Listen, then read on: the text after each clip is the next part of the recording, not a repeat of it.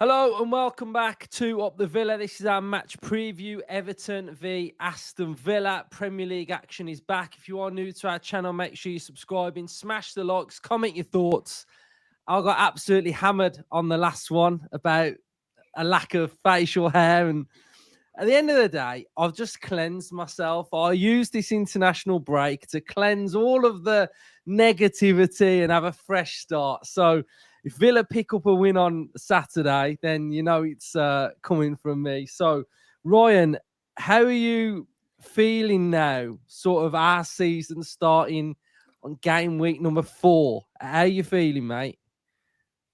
A bit like your facial hair, mate. It's a fresh start, a new beginning, a new growth, and hopefully this is the start of the growth of our season, of our campaign. Because from game 1, it progressively got worse, quite alarming, to be honest. We looked drained, we looked pale. We looked a bit pasty. Mate, stop describing me. I look a bit pale, to be fair. Yeah. And I still don't know the cause of this poor start. It's not like the Unai Emery Aston Villa that we're used to. Was it to do with the transfer market? I guess we're gonna find out. I guess we'll find out whether it was the uncertainty of anyone could have got sold.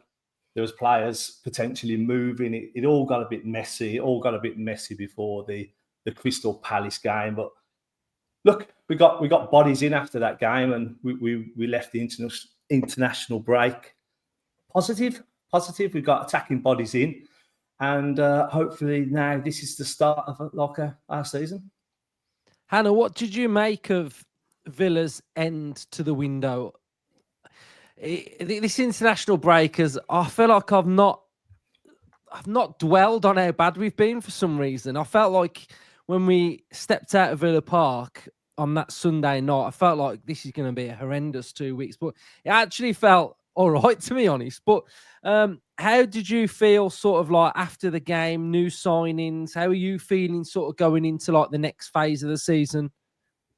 Yeah, I think that international break was exactly what we needed at the time. Like normally 3 games into a season, you're thinking an international break is ridiculous, but genuinely we like desperately needed it. That Sunday night leaving Villa Park, 1 o'clock, it was like 9 o'clock on a Sunday night, and it was just like, oh, I've got to go work tomorrow, and you've just absolutely ruined my weekend.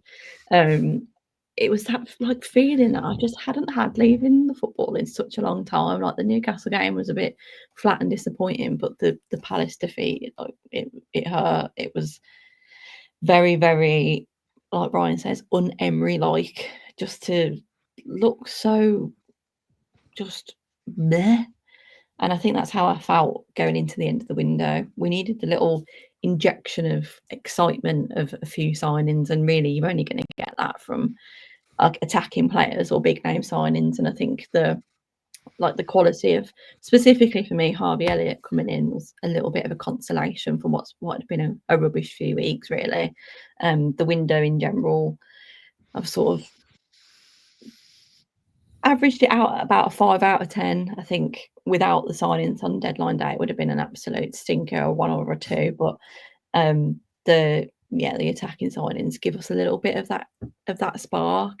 And as much as we sort of think about players and they shouldn't be playing for their teammates coming in or out, like it shouldn't matter, they should give 100%, and I do agree with that. But I've heard like a couple of ex-pros talking recently, and they do give an interesting perspective about the summer transfer window and how so many other players sort of, you get to a real slog of a season, and at the end of it, new talent coming in and new signings is actually something that really ignites a bit of a spark in the dressing room. So I think with like the Ramsey departure and probably the Martinez debacle, which was messy, like we say, I think what we did need was that to just end, to get a couple of, good players in that are hopefully going to sparkle this team up a little bit. I think that's exactly what we needed. So the sort of break in between hopefully has given time for them to bed in, as well for a few to go away on international duty and have a good bit of game time. Like they've all scored for their international teams, haven't they? They just can't do it for Villa. So hopefully they've got the shooting boots on. They can actually, convert that into Premier League scoring. So yeah, I think with the break came at the right time. I think the end of the window was a little bit of a pickup, but realistically now we've got to see some action this weekend, because very quickly, if that momentum now doesn't sort of go into game week 4 and or scoring goals and picking up points, we're immediately going to go back down to feeling pretty rubbish pretty quickly. So it's crunch time, I would say. Yeah, I mean the goals. I mean Matty Cash has turned into R9, so he might as well stay up front, to be honest. But Tielemans has been scoring as well, so that's pleasing. Ryan, Elliott and Sancho have stayed at Bodymore Heath all international break. Hopefully they've been in the study room finding out what Unai Emery wants them to do, wants them to play like. 2 other players for me that have stayed, and that's Mings and Pau.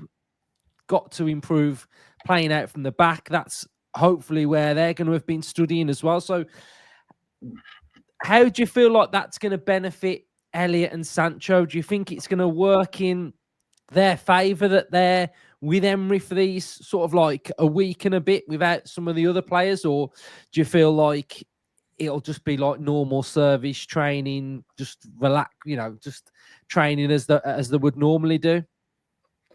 No, I feel like, you've got extra resources now, new tools to play with, and you want to get stuck in and get them integrated as quickly as possible. Look, our performances have been very, very clunky. It's been so disjointed. So the new guys coming in, obviously you want new signings to come in on a settled platform and a settled philosophy, and we've just been so unbalanced to start the season that our identity. I don't know if Emery knows quite what we want to be or who we want to be. It feels very unbalanced. Like defensively, I'm not sure that Emery's set on his best defence. Like you say, the Pau and Mings thing, the Luca Digne and Maatsen. It's like, does he want the mobile left back with the deeper, more physical left centre back in Mings, or does he want Luca Digne supplying the width and Pau looking for them penetrative balls in? But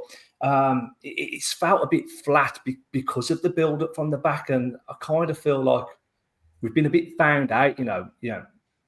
We've had that defence for a very long time, and we've played a double pivot for a very, very long time. It just feels like the start of this season, it's just been found out a bit. You know how to stop Aston Villa progressing up the field, and when Pau's not playing, it has to go through a double pivot of, I don't know, Kamara and Onana, and it's not been as pacey. It's been a bit slow and not churned out, and teams have got set.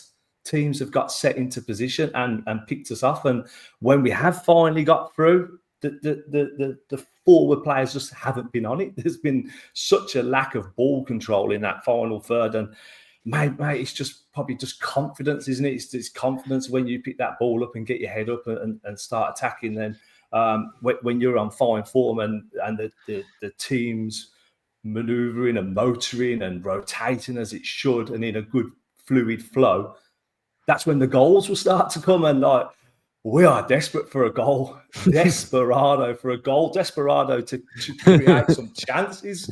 We don't want to be cracking out. Remember that song we used to sing, Let's Pretend We Scored a Goal? We always used to jump up and down. Like, do not want to be cracking that chance out. So, we need to end this goal drought, and Sancho and Elliott bring that spark and could hopefully ignite it, because you look at Everton and they've brought in the attacking players and they've gone straight into the team, and you've seen the benefit of that straight away. So I do hope the likes of particularly Elliott will be in that starting 11, because we desperately need a spark up top. Yeah, I did feel cleansed before I came on, and you've just brought back some very bad memories of the last 3 games. So cheers for that. Right, so Hannah, we are talking about new signings quite a lot at the start of this episode, because I think it is important, because everything that Ryan's just mentioned, there's a lot we've got to improve on. the new signings should help. One of Emery's traits is that he doesn't play new signings early on, and Ryan's alluded to other teams putting players in, like Grealish. We saw Brentford play with Dango Ataria, and he ended up scoring against us. A lot of teams just put him straight in. So, your question, and this might tell a little bit about what you're thinking with the team then. So, out of the three, Sancho, Elliott, and Lindelof, which of those will be starting on Saturday? Don't say none of them. God, if it's none of them, I will pull out many hairs. I think Ryan and I have both alluded to sort of who we'd like to see. For me, Elliott was the sort of standout of the crop that we've brought in. I mean, if anyone's picking Lindelof out of that group, have a look at yourself, because that's really boring. Elliott, I think, actually, to be fair, I actually feel like he might be playing, to be honest, because Cash is injured, so he might be one. I don't know. I'm not sure about that. I saw it's like a bruise to his thigh. I thought, oh, just grow up, as Roy Keane would say. Do your job. No, I think Elliott is the pick of the bunch. Watched a little bit of the under-21s tournament earlier in the summer, and he was definitely, to me, the standout player for England. I think he has probably sort of struggled in an immensely talented Liverpool team, and obviously has had a couple of quite nasty injuries. But sort of when he's had his moment, he has had some excellent moments on Merseyside. So obviously his persuasion as well, being on the red side, he'll definitely want to be in this game, and he'll have that bit of that fire in the belly, and that's exactly what we need. I kind of going back to what's been wrong, and I think a lot of the time we've not really been able to put a finger on one thing that's been like, right, this is the issue, and we've got to identify it.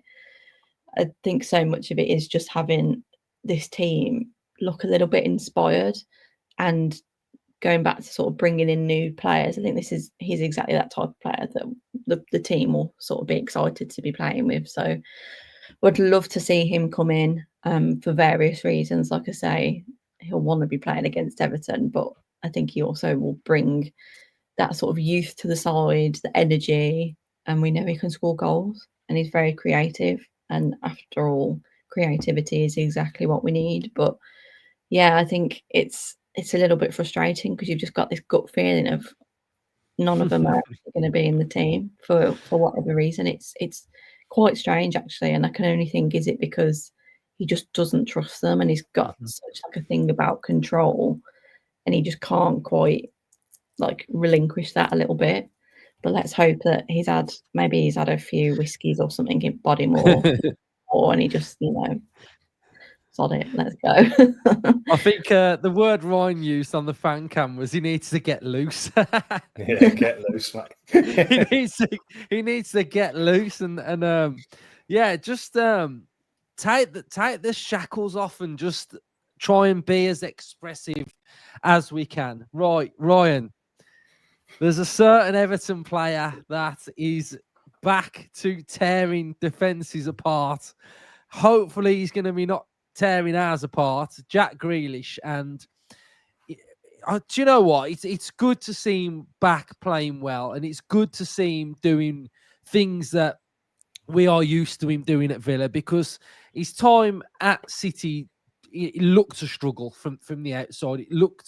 It was a difficult watch seeing him play like that. And Everton, a club I really like. I went to Goodison the last couple of years. Great ground. And now in the new one, Hill Dickinson. It looks pretty cool, to be fair.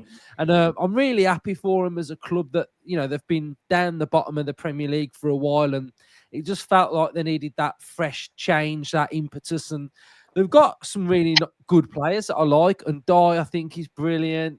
Grealish, Dewsbury Hall.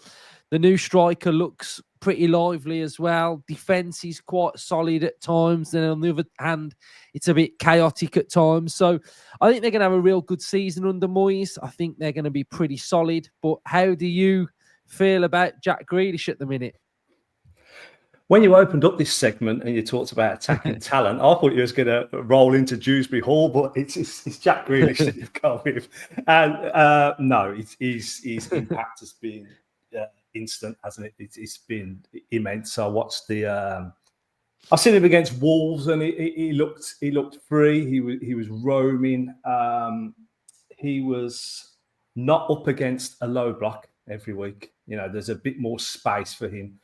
There's a bit more room to maneuver and create and craft, and that's what he's so good at, combinations, and his link up with Dewsbury Hall looked really, really good, and he looks like he's just playing on adrenaline at the minute. He hasn't had much of a pre-season in terms of like matches, so he got thrown straight in, and he's just hit the ground.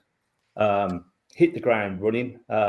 City was just a complete opposite for him, really, isn't it? Like every week he was facing like two lines of low blocks, and he was pretty much just like a human bounce board that was like chained and bound to the wing, and that was it. He was just like when you like play pinball and you're knocking it off the side. That's all he was. He was just a piece on the side to play off, and you kind of seeing the player, even though it's only a short sample so far. You know, we're only talking 2 games, but you're sort of seeing that the player that Manchester City fought to £100 million for. So yeah, look, he's super talented. We know that. He had us off the edge of our seats for years and years, and we face him now. We face him, and look, he's super good at combining with players. He made Matty Targett look half decent for like 6 months. So, and just seeing his link up with Dewsbury Hall, it looked frightening. But the way to stop him is to cut that supply and to stop the runners around him. So we're in for a big test against the whole of Everton's attack on Saturday. Actually, I think they've built a really mobile, really exciting, real fun front three, and obviously the striker Barry as well. He's young and very unpredictable himself. So Everton have done good business in the transfer window. It's been a busy summer for them. Similar to us, they've left it late with their rebuild. They had to get a few players out, and but like they signed Dewsbury Hall and Grealish and threw him straight in, and have got rewards for that. You know, just that excitement and buzz to be playing for them players. And Elliott and Sancho really should have that same type of vibe, shouldn't they? They've both got points to prove. Probably more so Sancho. Elliott's just now got the platform to be the man, a platform to explode. And look at the tweet that Mo Salah put out when he left. Like, you know, there's not many players that get that send off from a striker and teammate like Mo Salah. So yeah, looking forward to the Everton game. Hannah, are you looking forward to it? Are you looking forward to facing Everton? What are your thoughts on them? I'm in a bit of like I'm that negative person at the minute who's actually dreading the game. I think like the team have just disappointed me this season, so I'm setting the bar really low so that they can't disappoint me. And then if it's anything better, then I'll be chuffed with that and go back to being really positive again. Yeah, I think it will be a real test for the resilience of this team. Like, can we bounce back from a bit of adversity? Can we show a little bit of the mettle that we've had over the last couple of seasons, and kind of, yeah, don't feel sorry for yourselves. Dust yourselves down. Go again. All the cliches. I think Ryan's just touched on there, like some of the players that they've signed, and obviously Unai that they had last season. I can't remember which game it was that I watched. I think it might have been when they played Brighton, and I just thought, this is like, the Everton fans must be buzzing because they're watching a team after a long time that they are like, wow, we've got really, really kind of exciting team here. We've got a manager that seems to be getting a tune out of us. And we know what that's felt like in the recent past. And we kind of don't want to lose sight of like that was how we felt not that long ago. And I think we literally just need a win. We need a win and a goal or two. Would happily take a 1-0 win away, especially it's going to be such a tough place to go. They're obviously still tough with their new stadium. I'm calling it the Hill Dicky because if you say it in a Liverpool accent, it's even funnier. They do that there, they'll get absolutely slaughtered. But no, I think like the Grealish signing as well. It's probably another thing that's like making me a bit nervous, just because it's like the last thing you want when you go up there is for him to like score or to like contribute to a goal and that be a decider in the fate of the game. It just hurts a little bit more, doesn't it? But I am one of those sort of controversial fans that it doesn't really hold a grudge against him. I actually think, like, as a football fan in general, you want to see the best players playing at their best. That's what it's all about. And for the last 3-4 years, he's been stifled at Man City, and his wings are free. He's free to fly again. So I hope he has a good season, but just not this weekend. I hope either he doesn't play or he has an absolute stinker and we can all laugh through it. I've covered myself on FPL. I've got a couple of injuries, so I've played my free hit, and I've brought Grealish and Undying just to cover myself, just in case if Villa have a stinker, then my FPL is going to do really well. Ryan, finally, then, just touching on Emery and Moyes. I think Emery's all right up against Moyes. I think we've done all right against Everton the last couple of games. We were all right against West Ham. Is there anything you feel like Emery's got to do in this game to navigate around the Everton threat? I know you've mentioned Drewsby Hall, you've mentioned Grealish, etc., and Dye's very good.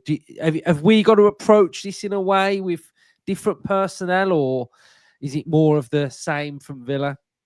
The thing with Everton, and it's not the best time to go and visit because they're full of like fresh optimism. There's a buzz around the place, but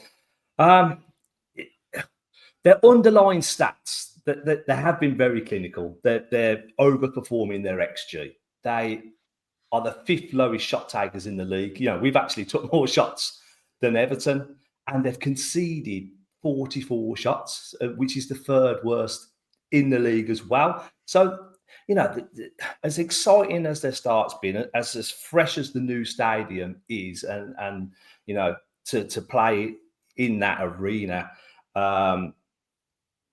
there's an opportunity still. I think I still feel there's a lot for Everton to iron out, and there's a lot for us to get a hell of a lot better with. And you look at that stadium, and it's beautiful. I think you know, it's space age design, it's multi-purpose, it's a revenue generating machine. It's the design. I feel it is really nice. That safe stand, the steepness of it, and they've put a lot of thought and detail into it to make sure it's maintained as a football stadium first, but obviously can be used for other events. So it does feel like a footballing home, which, you know, Everton is traditional and historic, and that type of level of design is what they need. But for us, we've got to go there and test the stadium now. Like, they had their opener, they've won that. They've had a 2-0 win. Everything went nice against Brighton. Just lovely. Oh, the perfect scenario you can ask for. We've got to go there and we've got to test that stadium and see what it's like when they go behind, or see how the mood changes. You know, they've banged 6 points on the board in 3 games now. So there's an expectation now that they're probably going there looking at our position, 19th, not scored a goal. Right, let's go again. At home, we're putting a good display, but if we could just get our noses in front, I'd like to see the impact of that stadium and see whether that there can be a noise generated and an intimidation put on you. Because I feel like we could, if we can get our noses in front, then, you know, things might play out for us. And with Everton, we've been really, really good results since we come back in the Premier League. We was up there last season, weren't we, for the last game, and Watkins got that 1-0. I think it was Moyes' first game, actually, wasn't it? So Emery sort of done him there and done him at West Ham. But Moyes has hit the ground running, really, considering where Everton have been the last few seasons. He's really revitalised them and has got a team on show. And like you look at West Ham now, who just like flogged him off for the second time, mind. Like for the second time they flogged him off, and now they're struggling themselves. So I think he's the perfect man for Everton at the moment to see this transition from Goodison to Hill Dickinson. So. I was gonna attempt the Scouse accent then, Hannah, but I know what Luke's like on his little clip ups. I've seen him do it a couple of times. So I'm always watching and I'm always listening. Right, so score predictions then. Hannah, you can kick it off first then. What are you thinking? Well, actually, Ryan's little speech there about their goals, shots faced, and testing the stadium, all of that, I'm feeling fired up. You've fixed me. You've fixed. It's better than his first speech. You fixed dropped me. you down and lifted you. Have. A bit of reality and then a bit of optimism. I needed it. Sometimes you have to go to your lowest point to get back up. That's I'm full of the cliches today. I'm gonna stick with what I said earlier. I'm gonna go with a 1-0, which will be horrible to watch. Yeah. But I think that is often the perfect away result because you've been controlled and you've won the game. So I'm going with that. I'm going to go a little bit better than that, but still with a 1-goal margin. I'm going to go 2-1 Villa and Harvey Elliott winner. I mean, that would be pretty impressive. And that would lift everybody. So, yeah, Harvey Elliott winner, 2-1. Ryan, what are you going with? 3-0 Everton. No. Joking, of course not. I actually wrote down. I'll be worried. I actually wrote down 2-1 as well. I'm liking that Harvey Elliott call. Liking that. Yeah, I just feel it. Yeah, final 10 or something. Yeah, like football, it's weird, isn't it? Like it's written like that, and mad things happen, and players pop up against former or opposing teams. So yeah, I'm feeling Elliott. So I might put him in. I might take Unai then and put Elliott in my fantasy. I might keep Grealish in though. But right. So cheers everyone for watching. Subscribe if you're new. Smash the likes. Comment your thoughts. Up the Villa. Up the Villa.